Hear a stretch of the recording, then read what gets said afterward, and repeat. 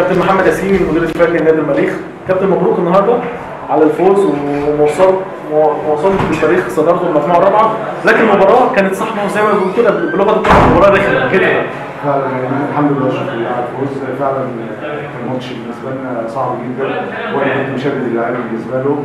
عارف ان الفرقه اللي بتدافع بالنسبه في ملعبنا هنا بتقابل مشكله شويه، بس الحمد لله اهم حاجه النهارده بالنسبه لنا، وان شاء الله باذن الله اللي جاي افضل ان شاء الله. تغييراتك جوه الملعب بعد احراز الشهداء الهدف الاول هدف التقدم، بادرنا بالتعادل، نزلنا الشوط الثاني بنحاول ان احنا نحرز هدف التعزيز وهدف التقدم روح، واكيد في تكتيك في الملعب حصل.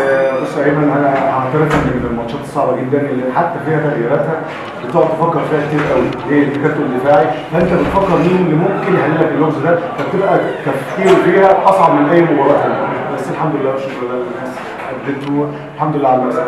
حسينا بروح وموجوده عند اللعيبه، عايزين الفوز، طالبين الفوز، روح جميله جدا موجوده من اللعيبه، الموجود اللي بره، الموجود جوه الملعب، كل اللعيبه عندهم روح ان هم يكسبوا الثلاثه.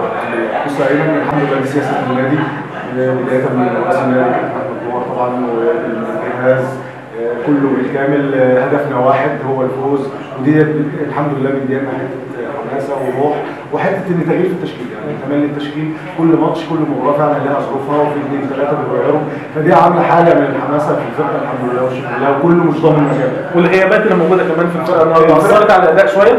مش عايز اقول كده، لان كل الفرقه ديت الهجوم الحمد لله اهم حاجه المكسب.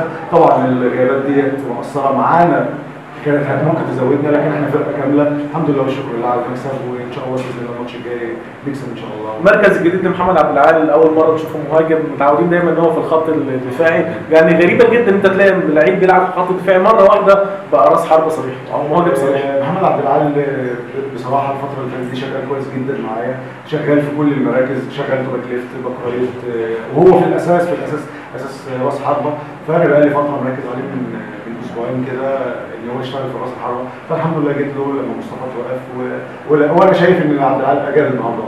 بالتوفيق دايما يا كابتن.